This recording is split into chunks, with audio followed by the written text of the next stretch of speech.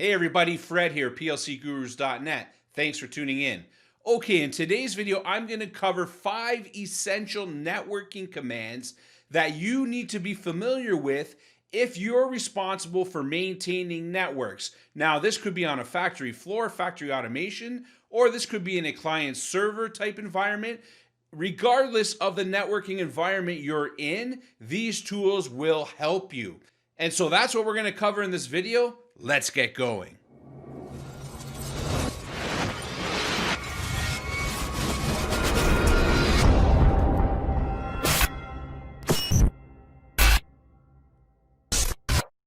Okay, so I do want to say, if you are new to the channel, please do consider subscribing, smashing that notification bell so you know when I'm dropping new videos, and giving me a thumbs up if you learned something in this video.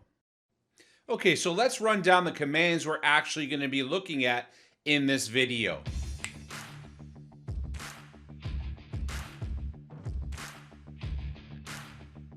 So the first one we're going to look at is something called ipconfig. And this is going to allow us to view all of the TCP IP configurations for our local attached networking devices.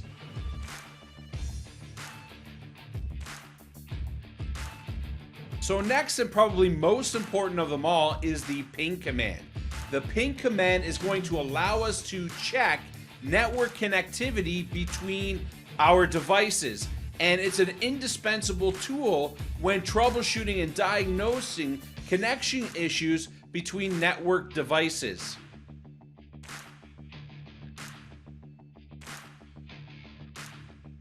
So the next command I want to quickly look at is the ARP command. And ARP stands for Address Resolution Protocol. And this is the local cache where your IP addresses and your MAC addresses are resolved.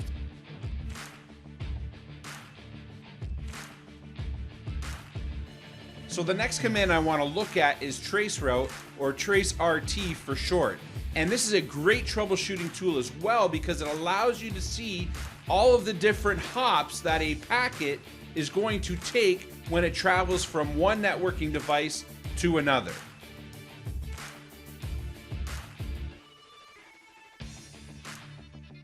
And last but certainly not least on the list is a command known as Netstat. And like the name sounds, it gives you detailed statistics about all of your TCP IP connections. All right, so let's head on over to my desktop and I'll show you these commands in action. So you can see I'm running on a Windows 10 operating system, and the first thing I want you to do is I want you to head down to the search bar here, and I want you to type in CMD. And you can see the best match that comes up is the command prompt app, but I want you to choose the Run as Administrator option right here. And just click that and then choose yes here. And what that's going to do, it's going to open our command prompt with administrative privileges, so it'll allow us to do some more functions. Okay, so just to get us a little better situated so we can see a little bit better, I'm going to go ahead and zoom into this. And what I want you to do, we're going to go ahead and launch the ipconfig command. So I'm typing in ipconfig and hitting enter. And what the ipconfig command does is it goes out and gives us a display of all of the different TCP IP configurations currently set up on my, in this case, desktop PC. And you can see just by looking at the information given is I have 2 Ethernet adapters. One of them's not connected. And then for the one that is, it's telling me, the DNS suffix that's currently at my home. I'm actually shooting this video at home. My IPv4 address at the 192.168.2.22, my subnet mask, and default gateway. And you can see I'm also running a VMware or virtual machines on this machine as well. And it's giving the network adapters currently configured for those as well. And you can see here it also, if it does have an IPv6 address, it's listing that. Although we're going to be focusing on the IPv4 addresses, which are much more common in industrial settings, as well as your client server environments. And now I want to show you another little feature that you can do with these commands if you're not too sure what to do with them. So I'm going to go ahead and type ipconfig one more time. And this time I'm going to leave a space, go / and question mark.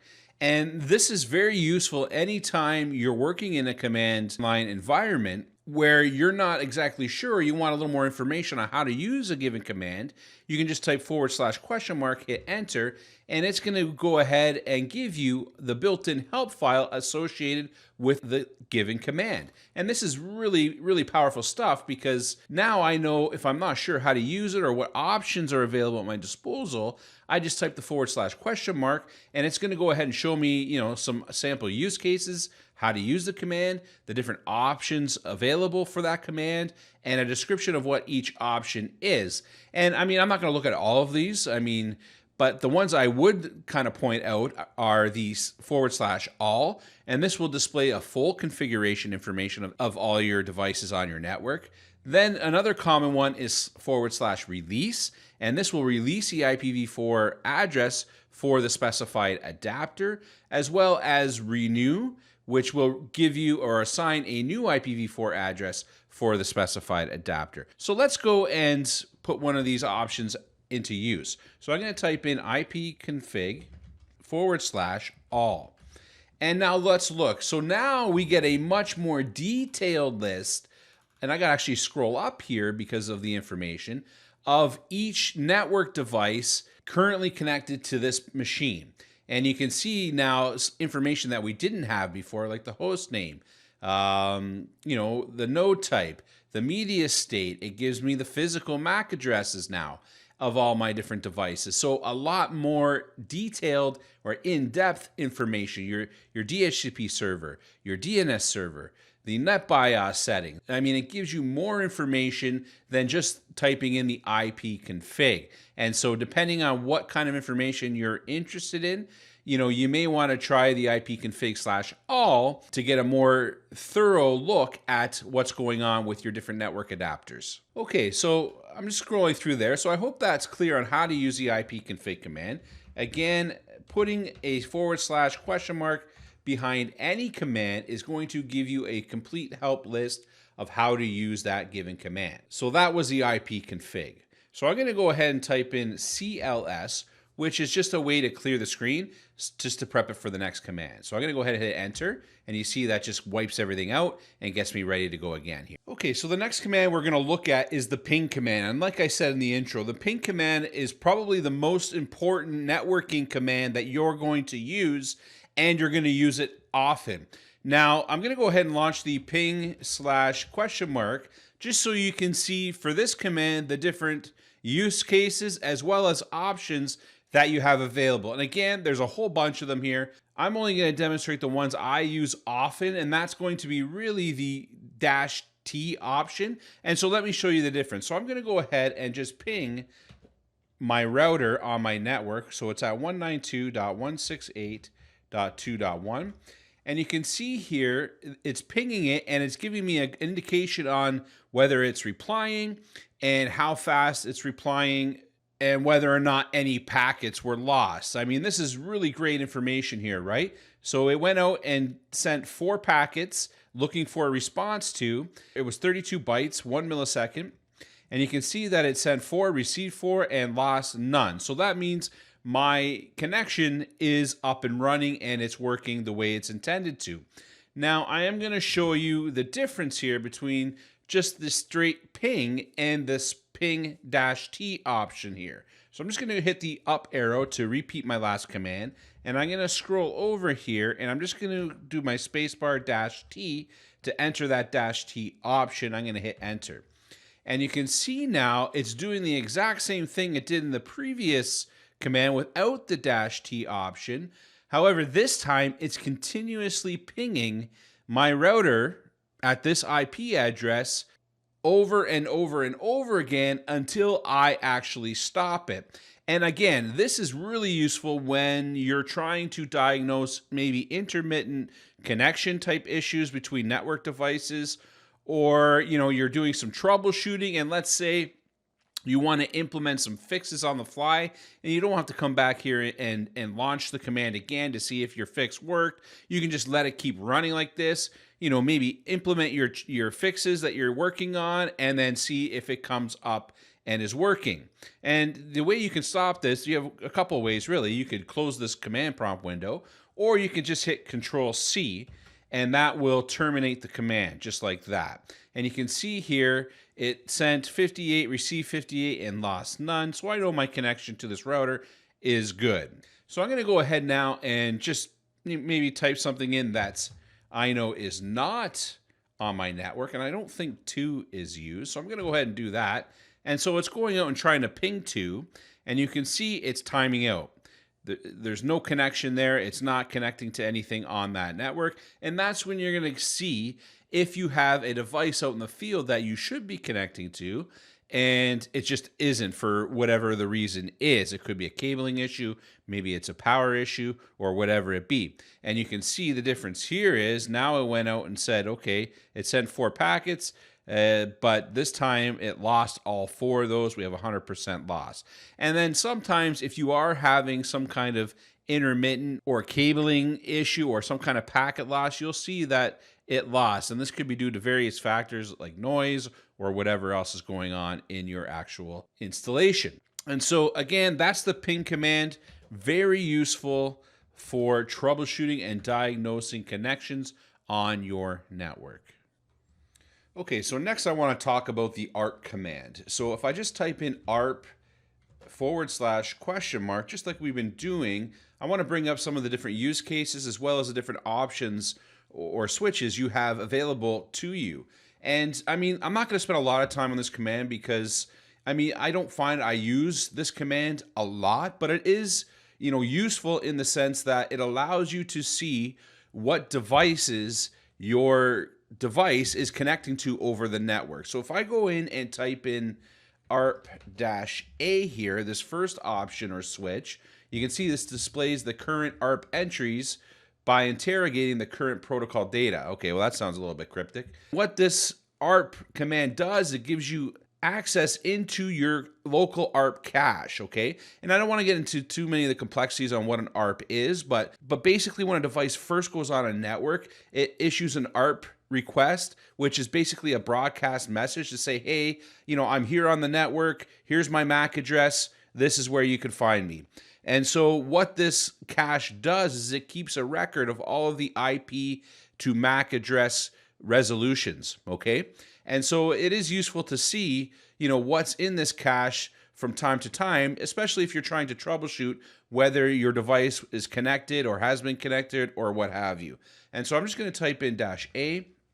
And the thing with this cache or this tool is that I really never know what I'm going to get because it's dynamic in nature. I mean, you can see because I have the 3 interfaces on this computer, I have the 3 different interfaces, but the one I'm primarily looking at right now is this desktop computer right now, which is actually connected to the network. And you can see there's actually my router gateway address right there. And so anytime I'm going out on the internet, it's going through my router to get there. So I'm not going to see the endpoint IP address or MAC address. I'm going to see my router's IP address and MAC address here. And then you can see the other devices that I've connected to over this network. And again, I mean, I don't know what these devices are offhand. These are all dynamic in nature, right? But it's obviously connected to things on my network. So if I go and type ARP-D,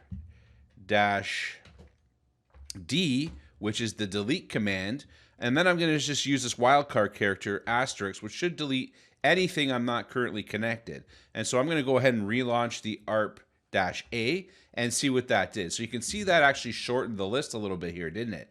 Because I'm currently not connected to certain devices that I was, say, previously. And now by flushing out that cache using the -D command, I can see only what I'm connected to currently. And so, like I said, I mean, it's useful to know that this tool exists just to see, okay, what devices have I connected to? What devices have I connected to? And this will kind of flush itself over time if you're no longer maintaining a connection to a certain device, okay? So, I mean, take it with a grain of salt. The ARP command is still a nice little tool. I don't use it as often as I would say for the ping or the ipconfig command, but still an important tool to have in your toolbox so you know exactly what any kind of device on your network is physically connecting to. Okay, so the next command I'm going to show you is the traceroute. And again, this is a very useful tool because it shows you what path a packet takes to get to its destination. And this can be a very useful troubleshooting tool if, say, you're not getting a connection to an endpoint and you're losing it somewhere along the way. And so this will show you all the different steps any packet is taking to get to your endpoint. And to launch that, I'm just going to type in tracert for traceroute. And I'm going to launch that command. And then again, we get a list of the different options available. And I mean, you can go through all of these. I'm not going to go through all of them. The most useful thing to do is if you're using a traceroute, is just to put the endpoint you're trying to communicate to. And let's say, I don't know, let's go somewhere off my network. So I'm going to go traceroute, and let's just go to google.com. And what it's going to do here is going to show you all the intermediate steps it's taking to get to one of Google's servers. And you can see just by looking at it here, the first one obviously is my router. So it's going to my router, and then from there, it's going through my ISP's routers. I'm out on the internet somewhere, and this is going to populate a complete list until it finds its way to one of Google's servers. And so while I'm talking, it's just going to go ahead and populate it. So you can see it took 8 hops here to get to Google. And you can see that it resolved Google's name right here. So the first thing it did, it looked at google.com, resolved what its IP address was, and finally got there in 8 steps or 8 hops, okay? And so this is a very useful tool, I mean, for a couple of reasons. One, it shows you if you're losing a packet somewhere along the way. It shows you if you have any name resolution type problems. If it didn't resolve this IP address, I would think, wow, I have an issue here with resolving my IP addresses. And then it shows you all of the steps and the time it takes from my computer here to get out to one of Google's servers. So that's Traceroute, very powerful, especially if you're in a large tiered type network where there may be several hops for you to be communicating to a server or some piece of equipment out on your floor. And so an indispensable tool in that regard. Okay, so the last command I want to look at is netstat. So I'm just going to type in netstat /?, and you're going to take a look at all the different switches and options you have at your disposal here. And basically, like I said in the intro, what netstat does or displays is connection type statistics for your devices that you're currently connected. And if I just type in netstat -A option, that's going to give me a list, and it's a huge list. So I'm just going to Control-C that so we can stop it there. And I'm going to scroll to the top. But basically what it's going to do is going to list the different protocols, TCP, UDP protocols, and the ports or the address that they're currently listening on, okay? And you can see this is my desktop computer. And again, this is going to go outside of the scope of what I'm trying to discuss here. But if you're familiar or you're aware of, how devices connected to a network use different ports and protocols like TCP, UDP to listen for connections on, and some ports are reserved ports. Things like email use reserved ports, HTTP, uses port 80, these types of things. It's very useful to see what you're currently connected to with a given device on your network. Now I'm just going to go down here and I'm going to type in netstat-O. And you can see here I have a lot of active connections on this computer, and it's going through and listing all of these connections. And what it's doing here, it's giving me also, I'm just going to Control-C that, because there's obviously a lot of connections. It's giving me the process ID, the state, whether it's established or not. And you can see, obviously, this computer is handling quite a few connections, right? So again, I don't want to go into too much detail here because it starts to dive outside of the scope of what this video is. It's how to use different commands and tools for networking using the command prompt. However, for more information on netstat and ports and these types of things, there's a wealth of information out there around that. Okay, so I think I'm going to end the video kind of on this note here. I'm just going to go ahead and clear the screen. I think we'll end the video on this note. So I hope you found this video informative. You've learned some new tools and new ways to troubleshoot your network. I mean, ipconfig ping. Ping is probably your most important command. It's going to really allow you to troubleshoot your connections and see what's going on. I also like the traceroute command I think it's very valuable, especially if there are several hops in between you and your endpoint device that you're trying to communicate. If you're having issues, it'll allow you to look into, where that breakdown is happening. Okay, and so this is Fred, PLCGurus.NET. If you did like this video and you learned something, please do give me a like for the YouTube algorithm, and I'll see you in the next one. Thanks for watching.